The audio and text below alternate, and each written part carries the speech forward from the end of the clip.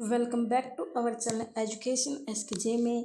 तो हमारा जो संधि प्रकरण चल रहा था वैदिक संधि में, तो हमने पढ़ा था स्वर संधि जो कि वैदिक में है। साथ में हमने लौकिक के भी सूत्र किए थे। तो आज हम करेंगे हमारा जो व्यंजन संधि है। आज की हमारा टॉपिक रहेगा व्यंजन संधि।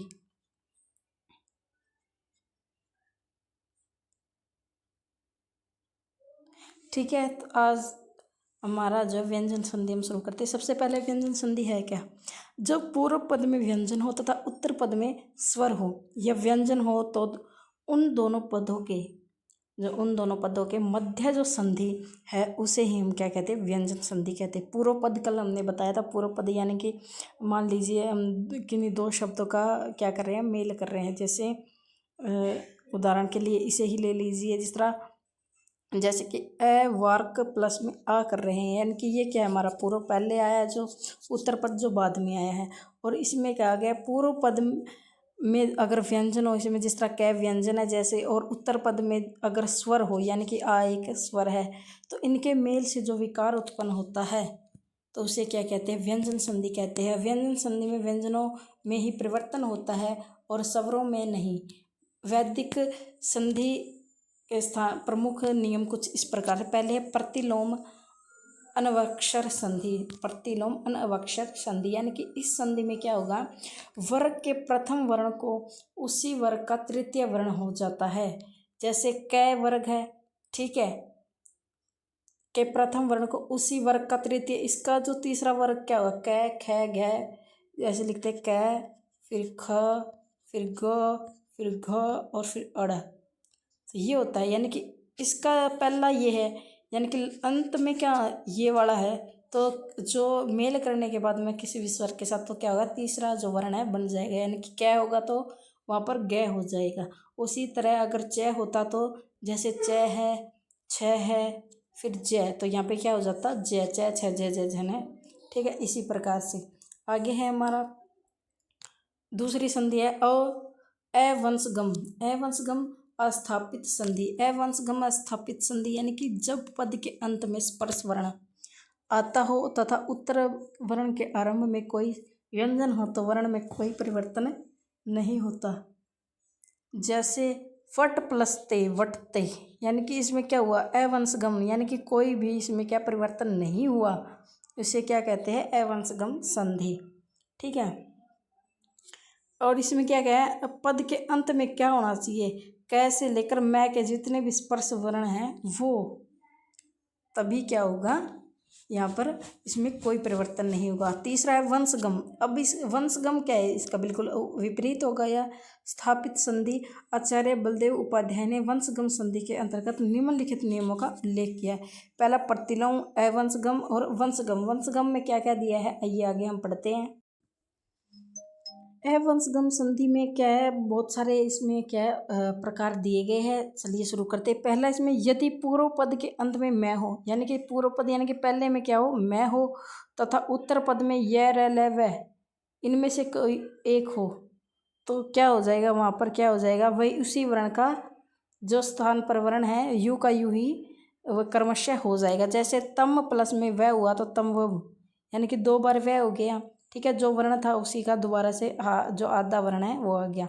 ठीक है, यदि जो पूर्व, अब दूसरा नियम पढ़ेंगे। यदि पूर्व पद के अंत में मैं हो और उत्तर पद के में ऐसे वर्ण स्पर्श हो, यानी कि मैं हो के स्थान पर स्पर्श वर्ण का पांचवा वर्ण हो, पांचवा वर्ण।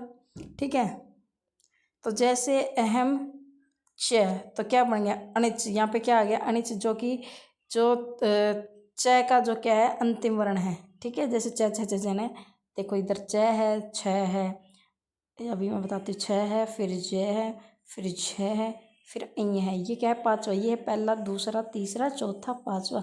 ठीक है, ये कह रहा है कि जो उत्तर पद के में अगर कोई वर्ण है, ठीक है, तो इसमें क्या होगा? तो उस जो वर्ण का कौन सा है? पांचवा अक्षर यहाँ पे आ जाएगा।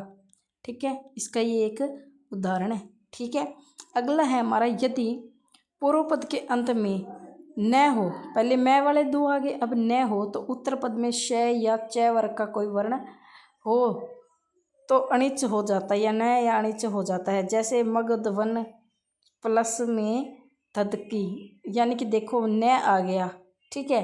तो यहाँ सदगदी में कौन सा है इसका 5 जो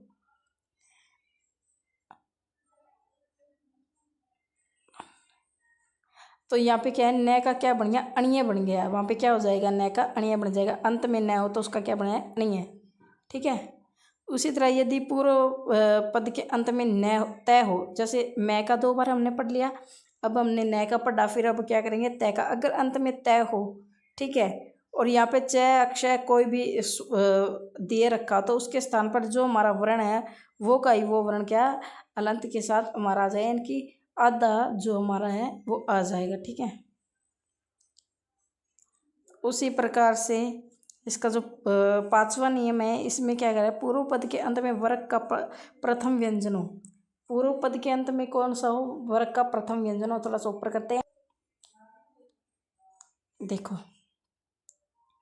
क्या बताया कि इसके पूर्व पद में कौन सा हो किसी भी वर्ण का कोई भी क्या हो अक्षर होता। उत्तर पद में आदि वर्ग तृतीय या चतुर्थक पंचम या य ल व हो तो वर्ग के प्रथम में तृतीय वर्ण हो जाता है। जैसे पट, ये जो ट है पहला है वर्ग का पहला अक्षर है, और भी क्या है जैसे भी किस में आता है तै थ द ध न भ, सॉरी ये पै वाले में आएगा पै फ ब भ और मैं, यानी कि ये क्या चौथा जो वर्ण हो गया। तो इसमें कहा तृतीय चतुर्थक या पंचम वर्ण में से हो या कौन सा हो य र ल अक्षय है हो तो उनका जो प्रथम वर्ण होगा तृतीय वर्ण हो जाता है, यानी कि इसका क्या हो जाएगा तृतीय वर्ण हो जाएगा। जिस तरह की क्या हो गया ट का ढ हो गया जैसे, ठीक है, ढ हो गया, ठीक है। उसी प्रकार से अगला जो है हमारा यदि पूर्व पद के अंत में वर्ग का प्रथम व्यंजन हो और उत्तर पद के आदि में वर्ग का 5वां वर्ण हो तो प्रथम वर्ण को पंचम वर्ण हो जाता है। जैसे अवाक प्लस में नारा, तो अवाक क वर्ण में अंतिम वर्ण ड होता है, ठीक है, तो यहाँ पे ड आ जाएगा, ठीक है। इस प्रकार से हम इसे पूर्ण कर सकते हैं। इसी तरह अब जो व्यंजन संधि का अंतिम जो प्रकार वो है परिपन्न संधि। परिपन्न में क्या होगा यदि पूर्व पद के अंत में मैं हो या उत्तर पद के आदि में र श में से कोई एक वर्ण हो तो मैं को अनुस्वार हो जाएगा। जैसे त्वम प्लस है तुम है तो अनुस्वार के रूप में यहाँ पे बिंदु लग गया, मैं का क्या बन गया अनुस्वार बन गया। तो इस प्रकार से हमने व्यंजन संधि कर लिया। व्यंजन संधि की वीडियो अगर आपको पसंद आई हो तो आप हमारे चैनल पर जाकर स्वर संधि की वीडियो देख सकते हो। अगर आपको हमारी ये वीडियो पसंद आए तो वीडियो को लाइक, चैनल को सब्सक्राइब कर दीजिएगा और ऐसी और वीडियो देखने के लिए हमें कमेंट करें।